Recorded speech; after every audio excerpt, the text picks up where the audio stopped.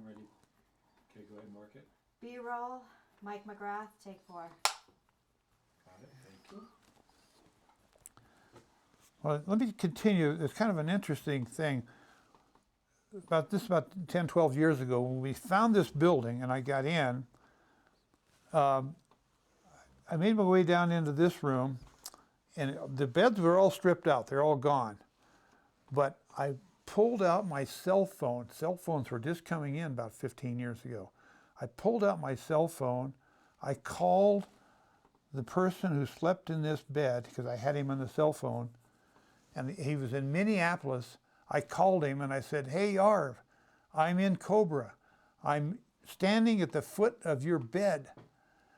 And amazing, in the middle of the jungle, I'm connected to my friend in Minneapolis, and his response to me says, "Look at the end of the bed." He says, "I drew a Kilroy was here." And is it still there?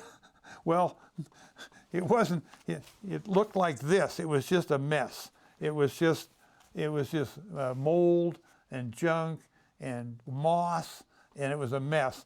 So I had to say, "No, I'm sorry, your Kilroy is all grown over with moss. It's not there." But the amazing thing was that the telecommunications now in Hanoi are so good that you can dial anywhere in the country in the jungle to the United States, and either in Wi-Fi or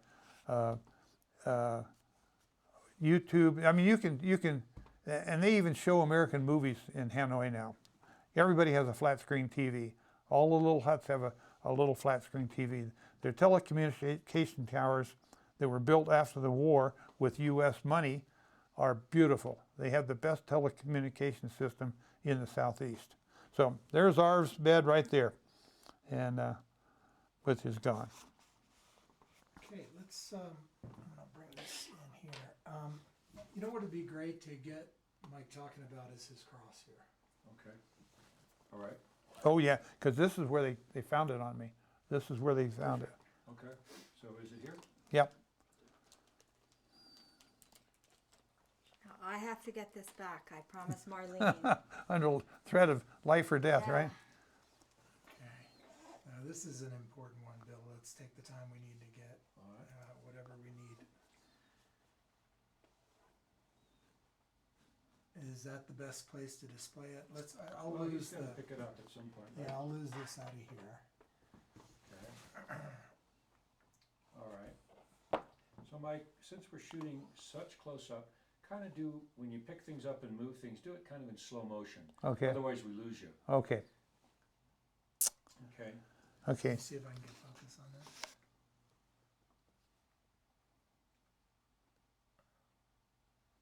All right. All right. You good? Okay. So tell Carrie about this cross. Okay, Carrie. This particular piece of bone. It's a bone we found in a soup 2 or 3 years earlier in this time period, and we thought it was dog bone at the time. May or may not be. We don't know, because they do eat dogs, and we did have dog bones. But I found a particularly nice piece of bone that I was able to, for 2 years, I kept grinding on it with little pieces of cement or rock, and I shaped it into a cross. And I thought this would be, since my wife is a Catholic and religion is important to her, I thought this would be a nice gift for my wife. So over the years, I polished this on my pants. I polished it and shaped it, and I got a piece of wire, and I drilled, and finally I got through, and I got a little piece of wire that I stole and made a little loop there. But then I hid it in the crotch of my underwear. I sewed it into the seam of my underwear and to hide it. So for years I carried this around in the seam of my underwear, trying to preserve it, to get it out as a gift to my wife. And it goes right to this drawing, because in this room here, they had us all out, they did a room inspection, and they went through the seam of all our clothing, and they found the cross in my underwear. They cut the seam I had sewed, they took it out, and when I came back and everything's a mess, I put everything back together, but I'm missing my cross. So I went to the officer that speaks English, and I demanded, I said, you stole my cross. Where's my cross? You stole it. And I raised a stink. And the guy looked me right in the eye, he reached in his pocket right up here like this. He pulled out this little cross and he handed it to me and he said, "Do not hide." Can you pick it up, Mike? So he handed me this just about like this and he said, "Do not hide." So and that's the first kind thing anybody has ever done for me in 6 years. His first friendly words, "Do not hide." Okay, Mike, while holding in your hand, can you tell the whole story again? Okay. That you hit it, you went back, it was gone, and you had the argument. Okay. So this is a piece of dog bone that I shaped with little pieces, chunks of cement, and polished on my clothing until I got it nice and shiny, and I got it shaped well, and then I had contraband that they're going to take away. So what I did, I disassembled the seam of my underwear and sewed it in the seam of a pair of underwear, and it was all hidden, and I carried it around for 2 years for the hope of one day getting it back to my wife as a present. Now when I moved into Dog Patch up here, it was folded up my underwear, and we were all taken out, and they inspected our rooms, and they went through every piece of clothing piece by piece until they found this in the seam and they took it out. I came back in, straightened out my clothes, the cross was missing.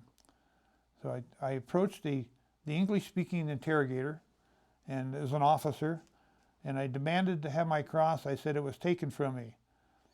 He reached in his shirt pocket right here like this, and he pulled out this cross. He handed it to me and said, "Here, do not hide." And I nodded and I said, "Yes, thank you, I will not hide."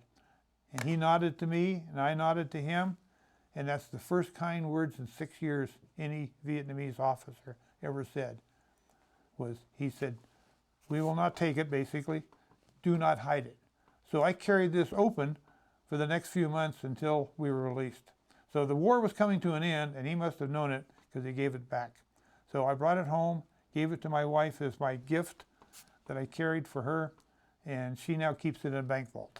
And so today we're looking at the gift from me to my wife, the one thing I brought out that was for her. Beautiful, sir. I'd like to get in for a real tight close. Are you really tight on it? I'm going to take it once. That's beautiful. Yeah, great.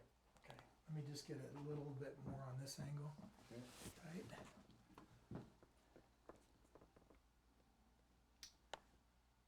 Mike, tell me when you're set, Patrick. Yeah, I'm Just good. kind of point to the bottom of it with your finger, Mike. Yeah, and move it just a tiny bit like you're talking about it. Nice. Yeah, that's good. Like you're telling the story. Yeah. Oh, I phones. Yeah, Perfect I need to timing. go find out Yeah. where the other one's plugged in. Yeah. There's more than one. Are you okay? Are you Yep, good? I'm Okay, good. while you're doing that, can you just pick it up, Mike?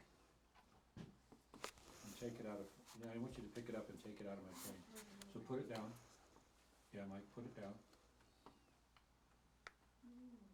Let me get focus on it. Yeah. Okay, now take your hand out of the frame for a second, and then just reach in and pick it up and take it away. Take it close to your face. Yeah, just pick it up and take it away.